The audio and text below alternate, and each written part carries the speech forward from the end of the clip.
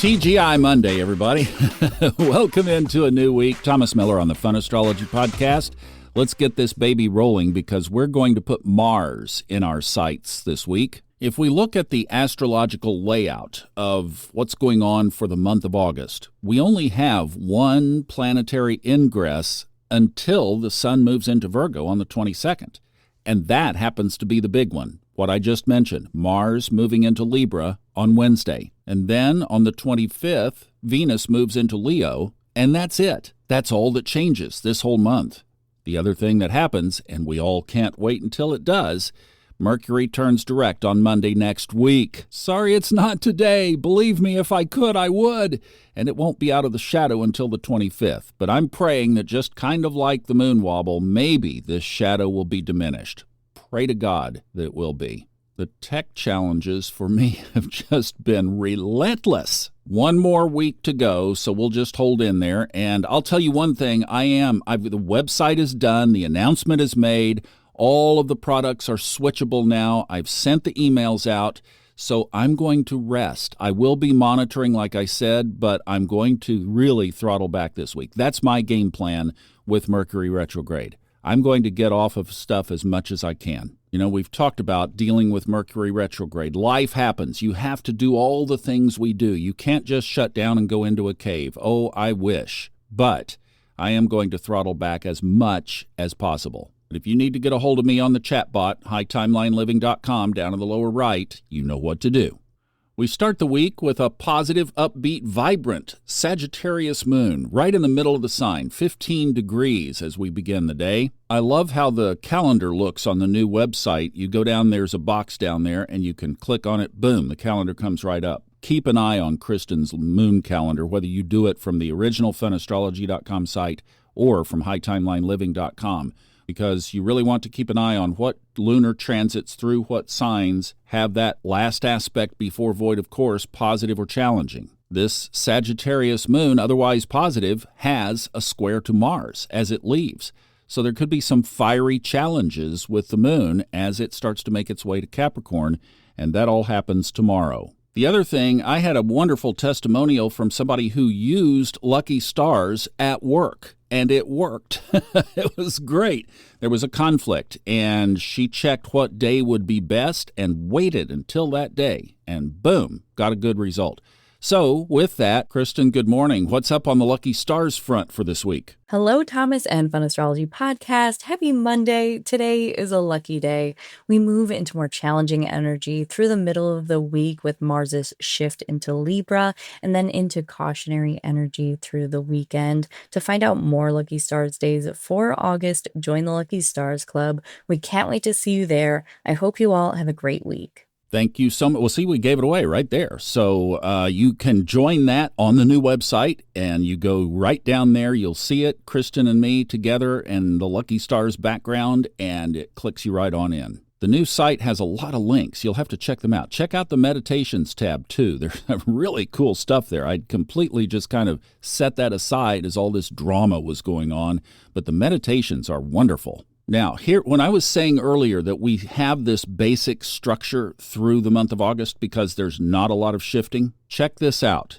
Mars is changing sign this week, okay? So let's see how that stacks up with everything else, particularly the Great Pyramid. After moving into Libra on Wednesday, the first aspect that Mars makes will be Friday at 2:45 p.m. Eastern, middle of the afternoon. It trines Uranus. That will be at 1 degree, 7 minutes. So boom, the first thing is an air trine. So that already is activating our minds. Now, Mercury rules Gemini. That's where Uranus is. Venus rules where Mars is moving into on Wednesday, Libra. So that also throws a little bit of Mercury retrograde energy into this. Another good reason, as much as you can, to lay low this week. Now, the next aspect also happens on Friday, and that's the first of the two back to Aries. Mars on Friday evening, 10:52 p.m. I'll be asleep. We'll catch that. But it will be first opposite Saturn on Friday night. And then on Saturday evening at 6:12 p.m., it's opposite Neptune. So there's 2 points of the 3 of the Great Pyramid. And then on Sunday, 8:30 in the morning, it trines Pluto. Boom! It hit all of them, and thus we have the great Kite in the sky. So grumpy Mars in Libra, in its detriment, now has to smile because now it is in positive aspects with other planets that are much stronger together than just Mars by itself. So as of Wednesday, Mars becomes technically part of the Great Pyramid, and that will last until through August 21st, one day before the Sun moves into Virgo. So I think between now and then we should call this the Great Kite, not the Great Pyramid, because these are connected and Mars down there does need to be acknowledged. It's not anymore the Great Pyramid with Mars opposite the Aries vortex. Oh no, just like we mentioned, first thing it does is trine Uranus. Boom. That really brings some power to the surprises and also to astrology. I mean, how many people now are interested in astrology that never have been before? This is only going to make that stronger. And then, boom, the last parentheses of the weekend is a trine with Pluto. Reinhold Ebertin said basically if you think of all the power that Mars brings to the table, Pluto is 3 times that. And now they are connected positively. This gets so exciting because you have an air triad, Uranus in Gemini, Mars in Libra, Pluto in Aquarius. Now, because the Great Pyramid itself stays intact for 7 years, we're still at the very beginning of the window.